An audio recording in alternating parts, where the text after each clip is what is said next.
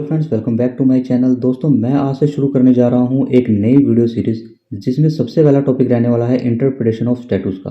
Video जो है वो बाइलैंग्युअल रहेगा, तो हिंदी मीडियम और इंग्लिश मीडियम दोनों तरह के स्टूडेंट जो है हमारी वीडियो देख सकते हैं। इसलिए चैनल को कर लीजिए सब्सक्राइब और बेल आइकन को दबा दीजिए ताकि वीडियो की नोटिफिकेशन सबसे पहले आपको मिले। फॉर मोर डिटेल आप मुझे इंस्टा पर भी फॉलो कर सकते हैं, ये हमारी इंस्टा आईडी है। दोस्तों, वैसे तो मैं इंटरप्रिटेशन को पूरा ब्रीफली आपको समझाऊंगा, लेकिन फिर भी अगर आपको बुक लेनी है और बुक खरीदना चाहते हैं तो मैं उसका लिंक भी डिस्क्रिप्शन में डाल दूंगा। आप बुक भी जो है ऑनलाइन मंगवा सकते हैं। अदरवाइज़ अगर आप वीडियो को पूरा एंड तक देखेंगे तो आपका चैप्टर वैसे ही क्लियर हो जाएगा, आपको बुक लेने की ज़रूरत ही नहीं पड़ेगी। चलिए स्टार्ट करते हैं वीडियो को बिना किसी देरी के। तो दोस्तों, सबसे पहला टॉपिक हमारा रहता है इंटरप्रिटेशन ऑफ स्टैट्यूट्स में what is law, essential ingredients of law, nature, object and functions of law, sources of law, kinds of law, three organ of government, legislation, process of legislation, enact law or statute law, supreme and subordinate legislation, morals and law, और last में chapter summary जो है वो last में मैं आपको बताऊंगा। तो फ्रेंड्स, सबसे पहला टॉपिक है हमारा यहाँ पर व्हाट इज़ लॉ, कानून क्या है। It is not easy to give a perfect definition of law, यानी कि यह आसान नहीं है कि लॉ की कोई परफेक्ट डेफिनेशन दी जा सके। There are many difficulties in properly defining the law. Law को properly define करने में यहाँ पर बहुत सारी कठिनाइयाँ हैं। कौन कौन सी हैं? Firstly, in all the societies there has been a law in one form or the other, यानी कि सभी सोसाइटीज़ में लॉ जो है वो एक या तो एक फॉर्म में हो सकता है या अलग फॉर्म में हो सकता है। There has been difference in law of different societies, यानी कि अलग अलग सोसाइटीज़ में अलग अलग तरह के लॉज हो सकते हैं। The term law includes different things in different societies, जो लॉ है वो अलग अलग चीज़ों को इंक्लूड करता है अलग अलग सोसाइटीज़ में। And hence it is understood in different sense in different societies, इसीलिए अलग अलग सोसाइटीज़ में उसका अलग अलग मतलब जो है वो निकाला जाता है। Any definition of law which fails to encompass all these senses or meaning cannot be said to be a good definition, यानी कि वो डेफिनेशन जो फेल है इंक्लूड करने में इन सभी सेंसेस और मीनिंग को, वो एक गुड डेफिनेशन नहीं कही जा सकती। Secondly, different definition of the same thing, यानी कि सेम थिंग है उसकी डिफरेंट डेफिनेशंस, अलग अलग उसकी डेफिनेशंस जो हैं, can be given if it is viewed from different angle. अगर हम उसको दूसरे एंगल से देखेंगे उसी सेम थिंग को, उसी सेम चीज़ को, तो वो कुछ और ही डेफिनेशन देगा। A definition unable to cover all possible angles, एक डेफिनेशन जो है वो सभी तरह के एंगल्स को कवर करने में अनेबल है।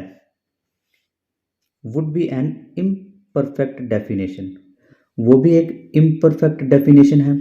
Thirdly, law grows and develop with the societies, law जो है, कानून जो है वो सोसाइटीज़ के साथ बढ़ता है, ग्रो करता है। In modern times the development in the societies has been tremendously fast, यानी कि काफ़ी तेज़ गति से जो है सोसाइटीज़ में डेवलपमेंट हो रहा है, इम्प्रूवमेंट हो रहा है। The law is required to cover all new fields, law को सभी नए क्षेत्र को जो है कवर करने की आवश्यकता है। To keep pace with the fast advancing society, यानी कि फास्ट जो एडवांस सोसाइटीज़ हो रहे हैं उनके साथ गति बनाए रखने के लिए the scope of law always keep changing, law को जो है हमेशा बदलते रहना चाहिए। This adds to the constraints in defining law. दोस्तों, यहाँ पे एक जूरिस्ट हुए हैं, एक विधिवेता हुए हैं, मॉरिस का कहना है कि Morris has explained the difficulty in defining law by giving an example. Morris जो है एक एग्जाम्पल के द्वारा बताना चाहते हैं कि लॉ को डिफाइन करने में जो जो डिफ़िकल्टीज होती हैं। He said that a horse means a genus of mammalian for a zoologist, यानी कि जो एक जूलिस्ट है उसके लिए घोड़ा जो है, एक हॉर्स जो है वो एक ममेलियन यानी कि एक पशु है, उसके लिए एक पशु है जूलिस्ट के लिए। It is a means of a transportation for a traveller, यानी कि एक यात्री के लिए वो एक यात्रा का माध्यम है। वो घोड़े की घुड़सवारी करके जो है कहीं आ जा सकता है, उसके लिए एक वो मीडियम है ट्रांसपोर्ट का। लेकिन जूलिस्ट के एंगल से घोड़ा जो है वो एक पशु है। It is a sport king for an average man, एक एवरेज आदमी के लिए वो एक स्पोर्ट्स किंग है। And an article of food in certain Nations, यानी कि अलग देशों में वो एक खाने का एक जो है वो आर्टिकल है। It depends on the angle one look at it, यानी कि जो भी उसको जिस एंगल से देखता है वो उसके लिए वही डेफिनेशन बन जाती है। लो भी कुछ इस तरह से ही है, लो को जैसा कोई समझने की कोशिश करता है लो वैसा ही डिफाइन हो जाता है। इसीलिए यहाँ पे कहा गया है कि लो को डिफाइन करना किसी एक भी डेफिनेशन में बहुत ही मुश्किल है, क्योंकि जोलिस्ट के लिए वही घोड़ा जो है वो एक पशु है, और ट्रैवलर के लिए वो एक मीडियम है ट्रांसपोर्टेशन का, और एक एवरेज मैन के लिए वो जो है एक स्पोर्ट्स किंग है। The definition will be different from the point of view of zoologist. वही बात जो मैंने आपको बताई कि जूलिस्ट की नज़र से एंगल से वो अलग है, पॉइंट ऑफ व्यू से, ट्रैवलर के पॉइंट ऑफ व्यू से वो अलग है। In the same manner law has been variously defined by various individuals from different point of views, यानी कि अलग अलग जो इंडिविजुअल्स हैं उनके द्वारा अलग अलग तरीके से जो है इसको अलग अलग पॉइंट ऑफ व्यू से देखा गया है। It is therefore there is no unanimity of opinions regarding the definition of law, यानी कि एकमतता सहमति नहीं है, जितने भी ओपिनियंस डेफिनेशन ऑफ लॉ के दिए गए हैं उन सब में सहमति नहीं है। कोई कुछ डेफिनेशन देता है, कोई कुछ डेफिनेशन देता है। With equal obviousness it should be said that adherents of legal institution must never give up the struggle to define the law, यानी कि जो लीगल इंस्टीट्यूशन के एडिरेंट्स हैं, जो उनके अनुयायी है या जो उनके समर्थक है उस विचारधारा के, उनको जो है स्ट्रगल करता रहना चाहिए लॉ को डिफाइन करने के लिए। Despite this position various schools of law have attempt to define the law from the different angles, यानी कि जो वेरियस स्कूल्स लॉ के वेरियस स्कूल्स हैं उन्होंने कई बार कोशिश की है लॉ को डिफरेंट एंगल से डिफाइन करने की। Some have defined it on the basis of its nature, यानी कि कुछ ने उसको उसके नेचर के आधार पर जो है डिफाइन करने की कोशिश किया। Whereas some have given attention to its sources, कुछ ने लॉ के सोर्सेज को आधार मानकर उसको लॉ को डिफाइन करने की कोशिश किया। Some jurist have defined the law in the term of its effect on society, कुछ जूरिस्ट ने इस बात पर ध्यान दिया है कि जो सोसाइटी के ऊपर इफेक्ट पड़ता है उसको आधार मान करके उन्होंने लॉ को डिफाइन करने की कोशिश की है। Whereas others have concentrated on the purpose for which law is made, कुछ जूरिस्ट ने इस बात पे कंसंट्रेट किया है कि लॉ बनाने का पर्पस क्या था, उससे पता चलेगा कि लॉ की डेफिनेशन क्या है। The definition of law put forth by various jurist are given below. अब कुछ जूरिस्ट हैं जिन्होंने यहाँ पे डेफिनेशन दी है। सबसे पहले जूरिस्ट हैं यहाँ पर Justinian. Law is the king of the मॉर्टल and immortal affairs which ought to be the chief, the ruler and the leader of noble and the base and the standard of what it just and unjust, the commander to animal, naturally social of what they should do, the forbidder of what they should not do.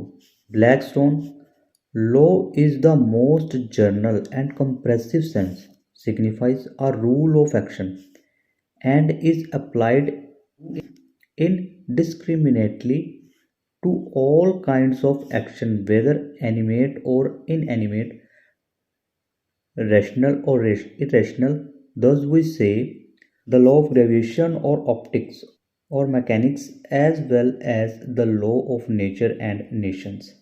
दोस्तों एक और विधिवेता यहाँ पे jurist हुए हैं salmon. उनका कहना है कि the law is body of principles recognized and applied by the state in administration of justice। दोस्तों कई तरह की यहाँ पे डेफिनेशन दी गई है, तो आप उनमें से कोई 2-3 याद रख सकते हैं। अगर आप सारी याद रख सकते हैं तो बहुत अच्छी बात है, नहीं तो आप किन्हीं 2 को जो है वो अच्छी तरह से याद कर लीजिए। तो दोस्तों ये तो आपको समझ आ गया होगा कि लॉ को डिफाइन करना बहुत ही मुश्किल है, यहाँ पे कुछ डेफिनेशंस दी गई थी, वो मैंने आपको बता दी हैं। अब हमारा नेक्स्ट टॉपिक बनता है essential ingredients of law. In view of judgment of Supreme Court Supra, it is clear that the law must fulfill following essentials। यानी कि लॉ में ये फॉलोइंग essentials जो है वो होने चाहिए। कौन कौन से? पहला है it must possesses a certain form, यानी कि एक certain form में possess होना चाहिए। सेकेंड है it must contain a clear mandate or an explicit command which may be prescriptive, permissive और penal, यानी कि वो जो है नियम के अनुसार होना चाहिए और एक क्लियर मैंडेट उसके अंदर होना चाहिए। थर्ड पॉइंट है it must seek to achieve a clearly identifiable purpose. And fourth है इट मस्ट बी नोटिफाइड और made public in order to bind the citizen. दोस्तों अगला टॉपिक है हमारा यहाँ पे nature, object and function of law. Law governs the relationship between people. Law जो है वो लोगों के बीच में रिलेशनशिप को गवर्न करता है। It reflects the values of the society. Society की जो वैल्यूज हैं उनको रिफ्लेक्ट करता है। Since the society is dynamic, जबकि सोसाइटी जो है वो डायनेमिक है, its realities keep on changing. Society जो है वो निरंतर बदलाव करती है। The law must follow the change and mould itself sympathetically. Law को जो है सोसाइटी के हिसाब से मोल्ड होना चाहिए और चेंज हो जाना चाहिए। The change in law is therefore an outcome of a change in social reality। अब यहाँ पे एक केस लॉ बताया गया है in Surya Bakhsh Singh versus state of UP. The Supreme Court held that the law is dynamic and not immutable और static. It constantly adopts itself to critically changes compulsions of society. In Badshah versus Urmila बादशाह Godse, it was held that the law regulates relationship between people. It prescribes pattern of behavior. It reflects the values of society. The role of the court is to understand the purpose of law in society and to help the law achieve its purpose। यानी कि court का यहाँ पे जो role है वो है कि पर्पस को समझना लॉ के और सोसाइटी की हेल्प करना। But the law of a society is a living organism. It based on a given factual and social reality। Law जो है वो factual fact based काम करता है social realities पे। That is constantly changing। Sometimes change in law precedes societal change and it even intended to simulate it in most cases।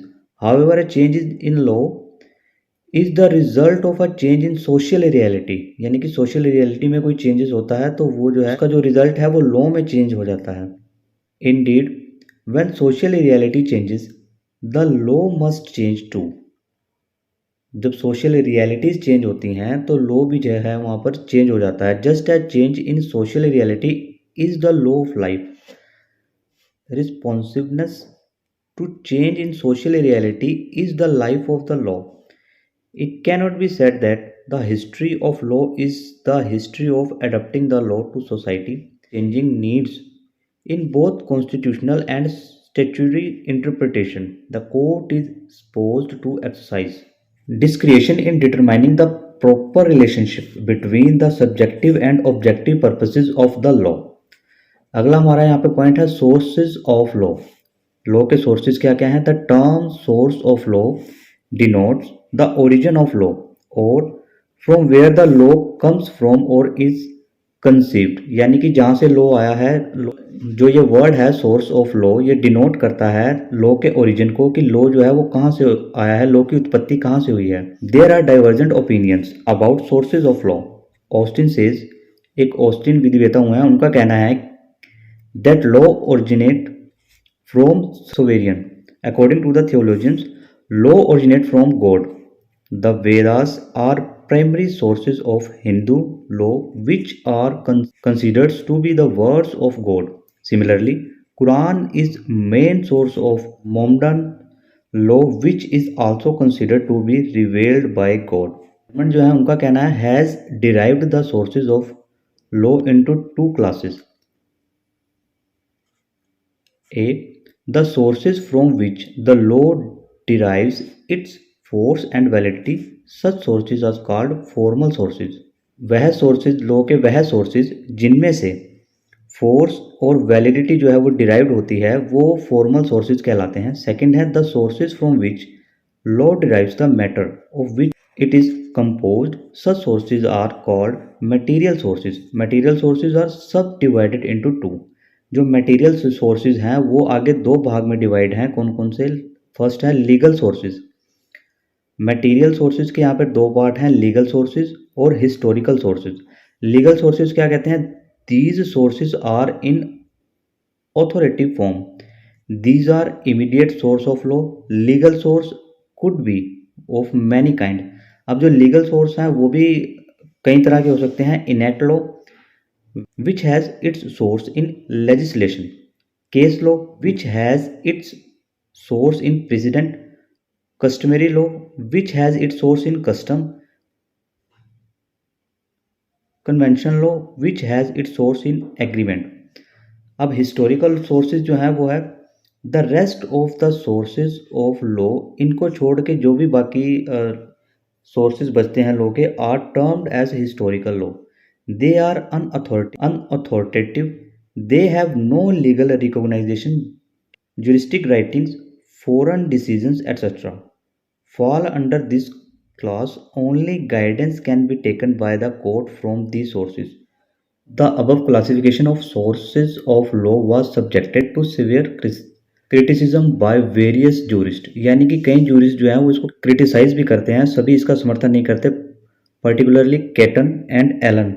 Catton presented his own classification, but it did not subsequently differ from what Solomon had proposed. यानी कि जो एक विधिवेता है ketone, उन्होंने भी अपनी classification दी थी लेकिन वो कुछ अलग नहीं थी सॉल्वेंट के द्वारा दी गई प्रतिक्रिया से। Solvent classification gives an idea about various sources of law and their nature. In modern times most of the law is made by way of legislation which is considerably supplemented by case laws. Next point है हमारा यहाँ पे kinds of law. Law के प्रकार क्या क्या हैं? There are various kinds of law as mentioned below. सबसे पहला है उसमें imperative law. Imperative law are those which prescribed a general course of action. जो जनरल कोज ऑफ एक्शन को प्रिस्क्राइब करते हैं वो होते हैं imperative law. imposed by some enforcing authority either by physical force or any other form of compulsion. They are classified in two categories. अब जो imperative law है उनको भी दो तरह की कैटेगरी में क्लासीफाई किया गया है, डिवाइन और human. The divine laws are the commands imposed by God upon man। यानी कि प्रकृति के द्वारा, गॉड के द्वारा जो व्यक्ति के ऊपर, किसी पर्सन के ऊपर इम्पोज की जाते हैं लॉ, वो होते हैं divine law. They are enforced by threat of punishment either in this world और इन द नेक्स्ट वर्ल्ड। यानी कि ये थ्रेट के द्वारा आपको किसी व्यक्ति को डरा कर उसकी पनिशमेंट दी जाती है कि आपको उसकी सजा इस जहान में मिल सकती है या अगले नेक्स्ट वर्ल्ड में आपको इसकी जो है सज़ा मिल सकती है। इस तरह का होता है ये divine law. Other hand human law consist of essential rules imposed upon man. According to Solomon, the imperative law must have following characteristics। जो imperative law है उसके अंदर ये characteristics का होना आवश्यक है। विशेषताएं जो हैं imperative law की ये हैं। फर्स्ट है the command of the sovereign must be in form of a general rule and not a particular command addressed to a particular individual or individuals only। And second, the observance of law must not depend upon the pleasure of the people.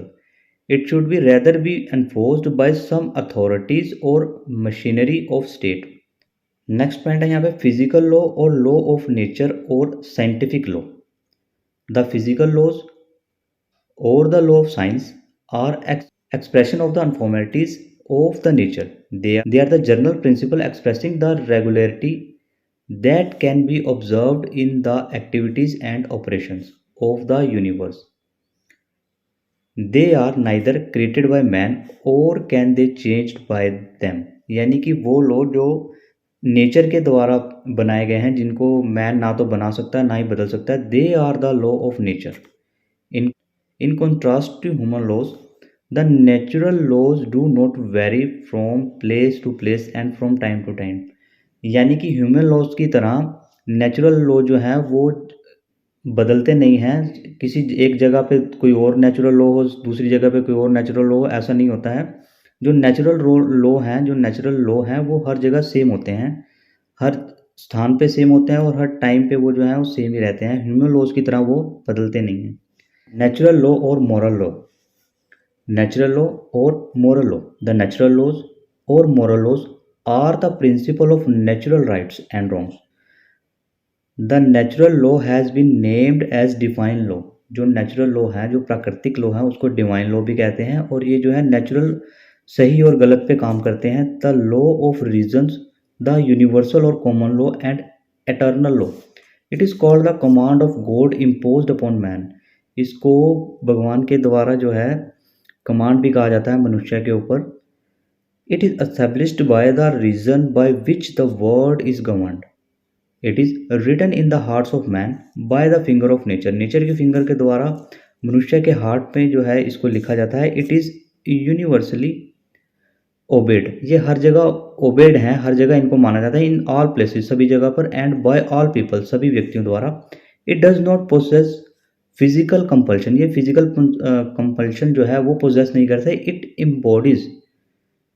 It embodies the principles of moralities. Moralities का जो principal है, moral सिद्धांत जो हैं, उनके ऊपर ये काम करते हैं। Its principles are common to all the states. सभी स्टेट्स के लिए, यानी कि सभी देशों में इसके जो प्रिंसिपल हैं वो सेम काम करते हैं। नेक्स्ट है हमारे यहाँ पे conventional law. Conventional laws refers to any rule और सिस्टम ऑफ रूल। यानी कि कोई ऐसा रूल और रूल्स का system agreed upon by persons for the regulation of their conduct toward each other.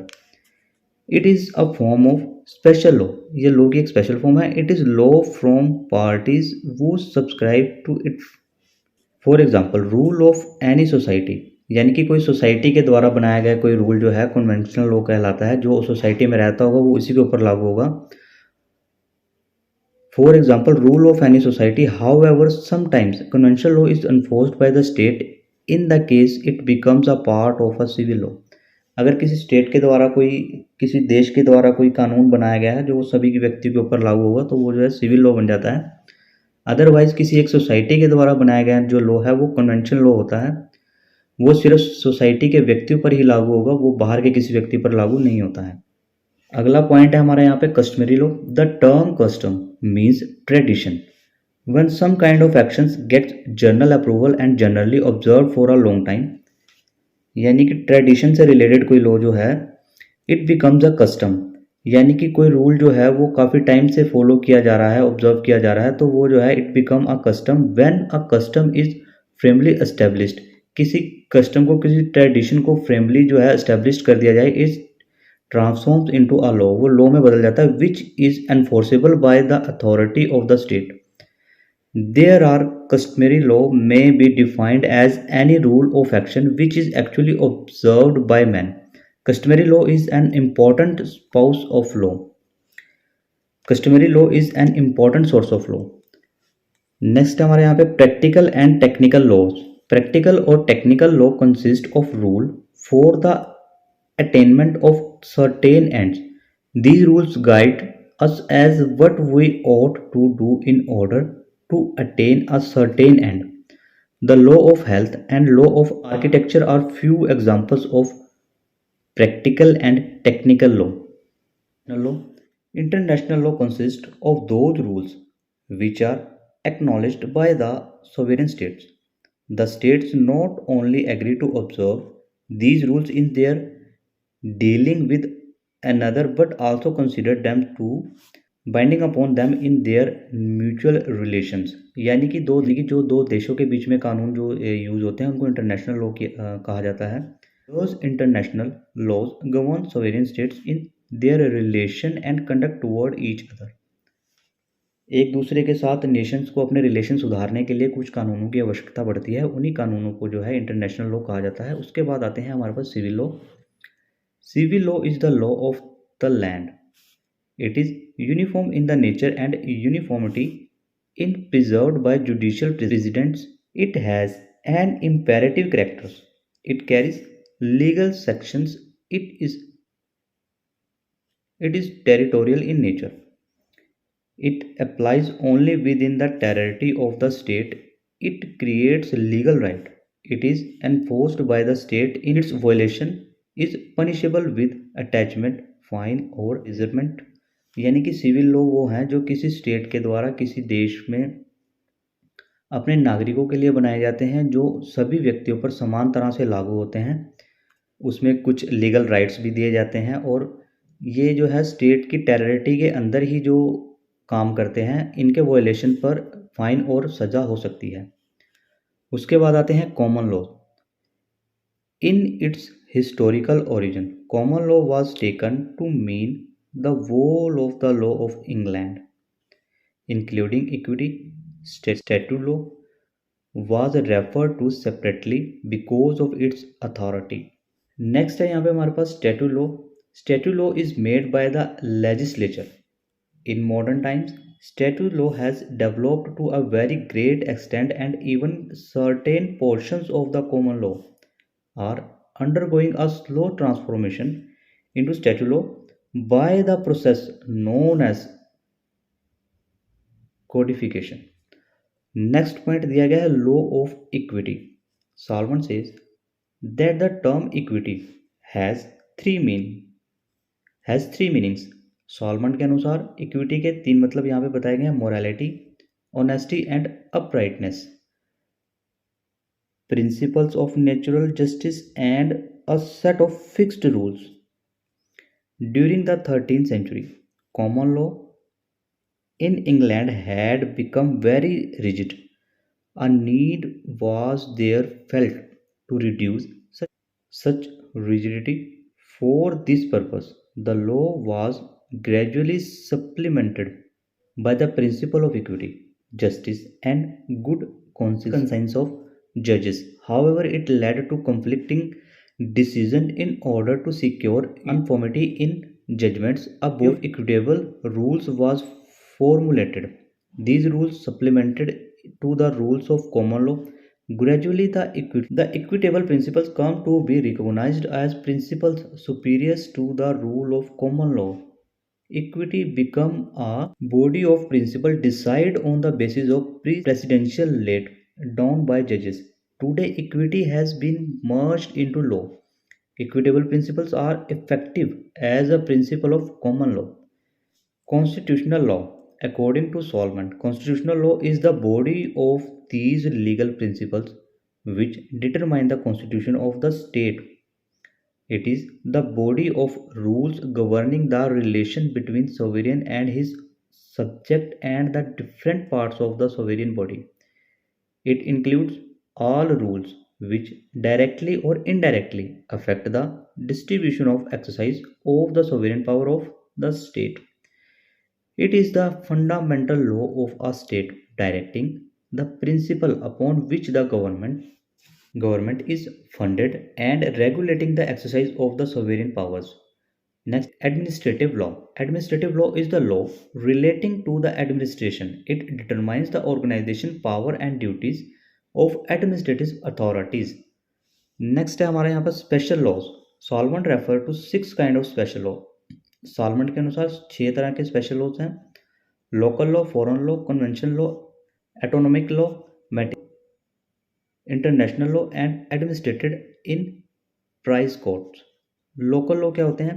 Local law is the law of particular locality and not the general law.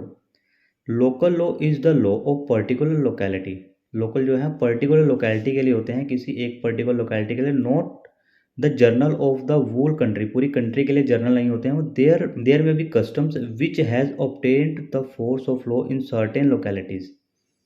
Certain localities में ही है local law को लगाया जाता है, पूरी country के लिए ये नहीं होते हैं. And within those localities the customary law supersedes the general law. Next है foreign law. Foreign law. Foreign law means a law of any other state.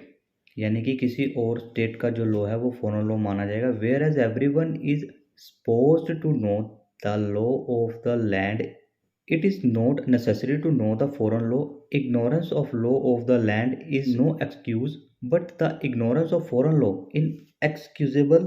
In certain cases, foreign law is required to consider the purpose of imparting justice to the litigating parties. For example, in the case of contract entered into a foreign country, किसी foreign country के साथ किसी contract में कोई गया, no justice can be done unless the case is decided according to the law of the place where the contract was entered.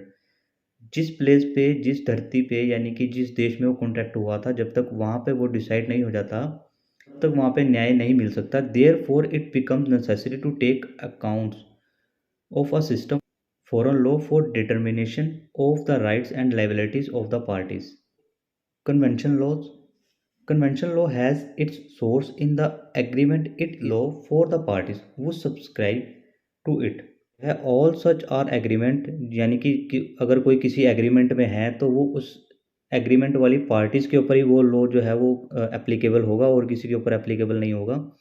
Agreement is law for those वो make it. जिन्होंने agreement बनाया है उनके ऊपर ही convention law लगेगा और किसी के ऊपर नहीं लगेगा. The law of a society is an example of a convention law. यानी कि किसी सोसाइटी का जो लॉ है वो सोसाइटी के लोगों के ऊपर ही लगेगा, वो और किसी के ऊपर लागू नहीं होगा. कन्वेंशन लॉ का ये एक एग्जांपल है सोसाइटी. ऑटोमिक लॉ जो है, atomic law means the law made by subordinate legislative authority, the rule and regulations made by the university for governing it's functions in example of atomic law. यानी कि atomic law किसी संस्था द्वारा अपने subordinates के लिए बनाए गए रूल्स और रेगुलेशंस को कहा जाता है. नेक्स्ट यहाँ पे martial law. Martial law is the law administered in the military courts. It is no military courts में जो सैनिकों के लिए जो लॉ बनाए जाते हैं उनको कहा जाता है martial law. It is of three kinds. यानी कि ये तीन तरह के होते हैं. The law for the discipline and control of the army itself. यानी कि डिसिप्लिन और कंट्रोल के लिए आर्मी ने जो लॉज बनाए होते हैं अपने लिए या अपने जो वहाँ पे फौजियों के लिए, which is commonly called military law. Military law भी उसे कहा जाता है. The law applied to a foreign land which comes in to the occupation of military during war time. Such occupied foreign land is governed by the military commander and the land depends upon his pleasure. The law by which the army governs realm in the times of war for the purpose of public safety or military necessity. Martial law is a different from military law. Military law is embodied in the Army Act and applies only to the soldiers. The offense under Army Act and terrible by the court material. On the other hand, the martial law applies to both soldiers and civilians in time of war. War के time पे civilian और soldier दोनों पे जो है martial law लग सकता है. Martial law is therefore a temporary law while military law is permanent law. Martial law जो है वो टेम्परेरी होता है, मिलिट्री लॉ जो है वो परमानेंट होता है. Prize law. International law as administered in prize court. Price law is regulated the practice of capture of ships and cargoes at sea in the time of war. यानी कि war के time पे जो seize होते हैं या जो cargo ships होते हैं उनको रेगुलेट करने के लिए बनाया गया है. It is administrated by the price court in time of war. War के टाइम पे प्राइस कोर्ट द्वारा जो है इसको गवर्न या एडमिनिस्ट्रेट किया जाता है. The prize courts are established and maintained by the states within their territories. If they are desirous of exercising the right of capture, the price courts investigating the legality of all the captured ships and cargoes. If the seizure is lawful, यानी कि जो capture किया, जो उन्होंने seize किया ships, यानी कि जो उन्होंने शिप्स या जो कार्गो सीज किए हैं वो लीगलाइज लगती हैं, लॉफुल लगती हैं. The property of adjudged as lawful prize of war. If the same is found unlawful, order as passed for the return of the property. यानी अगर वो अनलॉफुल लगती हैं तो उसको रिटर्न करने का ऑर्डर जो है वो दिया जाता है. Mercantile customs. This is a special law which consist of the body of mercantile usages. Mercantile uses the rule of the Indian law relating to derives its origin from mercantile customs. Next topic है हमारा यहाँ पर three organs of government. The government has to carry out three kinds of functions: legislative functions, executive functions, and acted for the purpose. The legislative function is carried out by legislature. The legislature makes law. Legislature जो है वो कानून बनाते हैं. The executive function is discharged by the executive. It conducts the administrative department of the state, but the function is coupled with the certain subordinate legislative power which have been expressly delegated to it by parliament or pertain to it by common laws. Many times the statute itself entrusts to the executive the duty to issue more detailed regulation on the same matter in order to supplement the statutory provisions. Judiciary. Judiciary is the organ which interprets the law and administrative justice. Certain delegated legislative powers are possessed by the judicature. The superior courts have the power of making rules or regulation of their own procedures.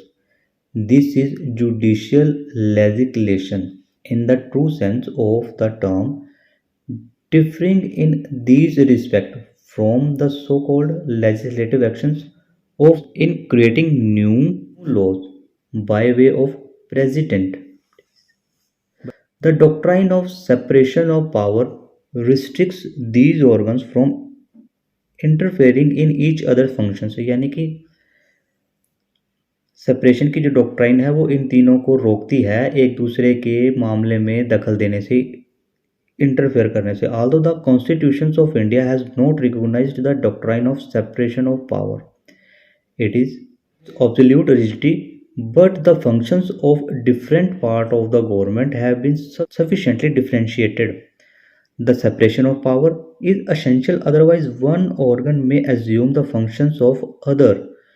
In that case, the legislature would make the law and undertake to it the same, or the judiciary would interpret the law as also it. It may lead to bias because the legislature may not consider a law enacted by it as unconstitutional, although it may be contrary to our constitutional provisions.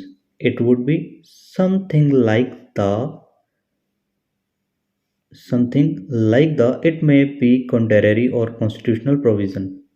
It would be something like the student himself setting the questions paper for examination, himself giving the answers therefore and evaluating his own answer.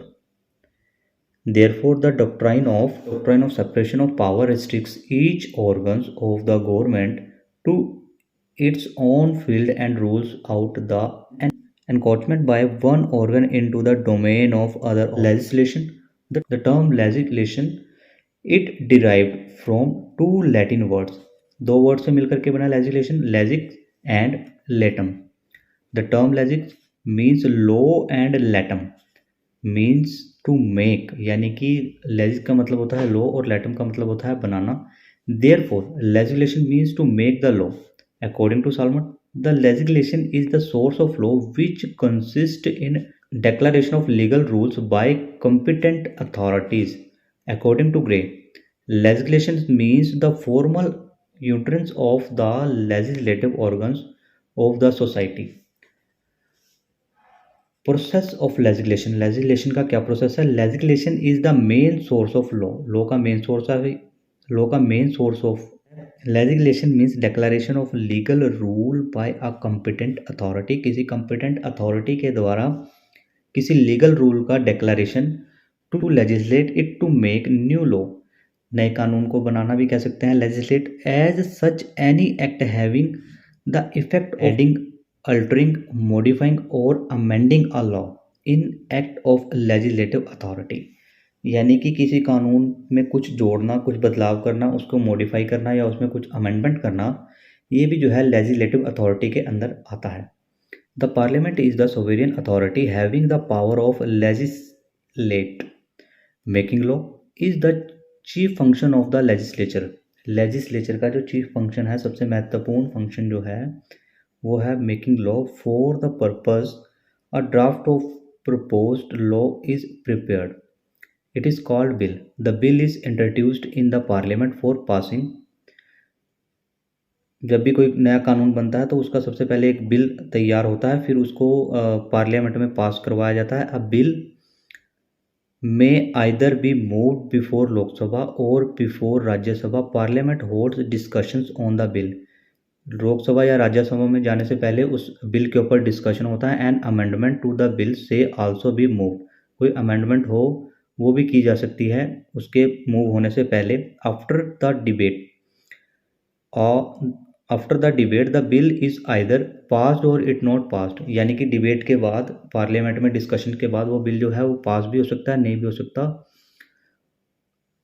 Considering the majority opinions, जो भी मेजोरिटीज़ के opinions होगा उसके ऊपर वो consider करता है। If the bill is passed, अगर बिल पास होता है बाय वन हाउस, किसी एक सभा द्वारा, it is send to other house, दूसरे हाउस में फिर उसको भेजा जाता है। अगर वो एक हाउस में पास हो जाता है, where similar process is repeated, वहाँ पर भी सिमिलर प्रोसेस होता है, डिस्कशन होता है, उसके ऊपर बहस होती है, डिबेट होती है। Unless both the houses approved, जब तक दोनों हाउसेज उसको अप्रूव नहीं कर देते उस बिल को, the bill can not be deemed to have been finally pass, तब तक वो बिल जो है वो फाइनली पास नहीं होता है। After being passed by both houses, दोनों हाउसेज में पास होने के बाद राज्यसभा और लोकसभा में, the bill is send to president, bill को जो है प्रेसिडेंट के पास भेजा जाता है फॉर अप्रूवल, अप्रूव के लिए। On receipt of president's assent, यानी कि प्रेसिडेंट अगर उसको अनुमति दे देते हैं, सहमति अपनी दे देते हैं, the bill attains finally and it become a law, वो बिल जो है फाइनली लागू हो जाता है और एक कानून का रूप ले लेता है। पॉइंट है enacted and statuted law. In the strict sense, the legislation means the laying down of legal rules either by a sovereign or by a subordinate authorities. Legislation lays down rules for the future and without reference of any actual dispute. Legislation includes every expression of the will of legislature. Every act of parliament is an example of legislation, irrespective of its purpose and effect. The law which has its sources in legislation is termed as enacted law and enactment. Enactment, the more familiar terms, however, it is statute law. Supreme and subordinate legislation. According to Solomon, legislation is either supreme or subordinate. Solomon के अनुसार legislation जो है वो supreme और subordinate हो सकती है. The supreme legislation is the result of act of supreme or sovereign power, which is the parliament or legislature. As such, the supreme law cannot be abrogated, repealed, and annulled, modified, or amended by any other authority except the maker of the law itself. The exercise of functions of legislative is often entrusted to the executive, for instance, framing or rule and regulation, etc., which are essentially legislative in character, are frequently designed to execute the law made by such executive authority is called subordinate legislation. Thus, the subordinate legislation proceeds from any authority other than the sovereign power.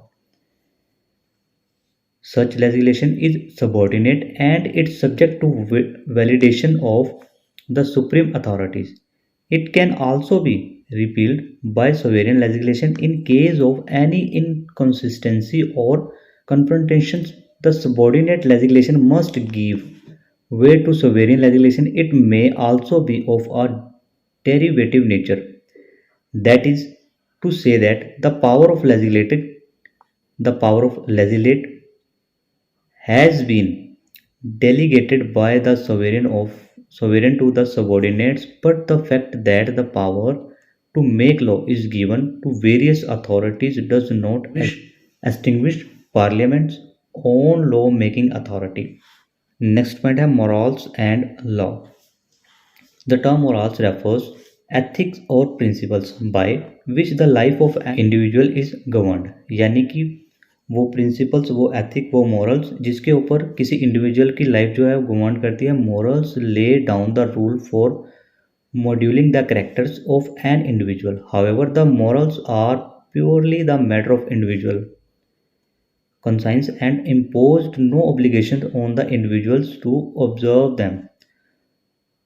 Morals and law और closely related to each other. Morals और law जो है वो closely एक दूसरे से relate करते हैं account of common origin, yet they are different from each other and are clearly distinguishable. Relationship between morals and law. The morals and law are so blended with each other, यानी कि एक दूसरे से काफ़ी blended हैं, मिलते जुलते हैं, that sometimes it becomes difficult to draw a line. कई बार तो इनके एक लाइन ड्रॉ करके इनके बीच का अंतर बताना भी मुश्किल हो जाता है. Morals have deeply penetrated in to the fabric of law. Law के फैब्रिक में जो है डीपली पेनिट्रेटेड हैं in the name of justice, equity, good faith and conscience. Morals consider moral considerations are vital while making law and while exercising judicial discretion. Morals puts a restraint on the law-making power of the legislature in the same that no legislature can make a law which is opposed to the morals of society. All human conduct and social relations cannot be governed by law alone. Many relations are left to be regulated by morals. यानी कि relation जो है वो morals पे भी depend करते हैं. सिर्फ कानून के आधार पर रिलेशंस को जो है सोसाइटी में नहीं चलाया जा सकता. The relationship of morals and law can be discussed under the following heads. कुछ हेडिंग्स यहाँ पे दी गई हैं, उनके अंडर जो हैं रिलेशनशिप इनका बताया गया है. वो है नंबर 1 है morals and morals are basis of law. In the initial state of social system की इनिशियल स्टेज में there was no distinctions between law and morals. Morals और लॉ के बीच में यहाँ पे कोई अंतर नहीं दिखता. All the rules found their origin from the common sources. दोनों का जो ओरिजिन का सोर्स है वो कॉमन है. The fear of super natural power worked as sanctions behind those rules. Subsequently, the state comes into existence. They enforced those rules which were important for social point of view.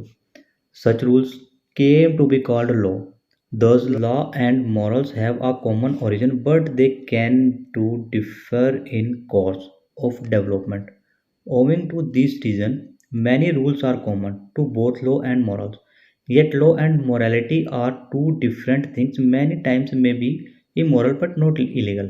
Immoral हो सकता है पर illegal नहीं हो सकता. There are several legal rules which are not founded on morals. कुछ यहाँ पे कई ऐसे rules हैं जो legal हैं पर वो moral नहीं है. For instance, vicarious liabilities is provided in law, but the morals do not hold a man vicariously liable. Some of the legal rules are even oppose to morals. यानी कि कुछ ऐसे रूल्स हैं जो मॉरल्स के oppose हैं. Morals are test of laws. Many jurists maintain the law must conform to morals. During the Middle Age, it was opined that any law which did not conform to morals is invalid. During the 17th and 18th centuries, it was contended that any law which did not conform to natural law must be disobeyed, and government which made that law was to be overthrown.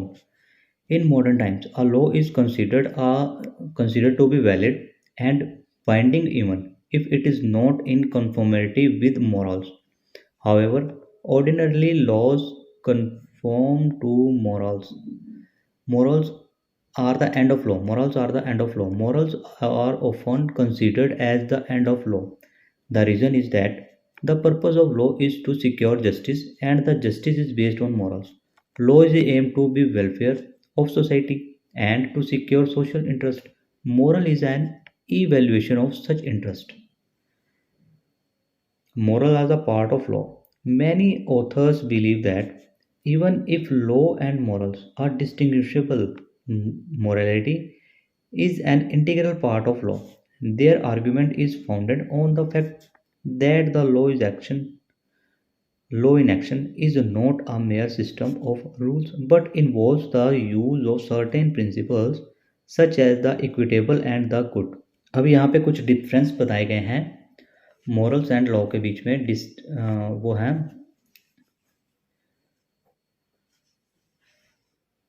Number 1 है morals relate to the individual and not to the society. Law is focused on the society as a whole. Law पूरी society के लिए होता है और moral जो है वो इंडिविजुअल के लिए हो सकता है. सेकेंड है in morality the individual is subject to the dictates of his own conscience. In law, the individual submits to the will of organized society. Third point है the observance of morals is a matter of individual conscience. The individual may or may not follow the morality.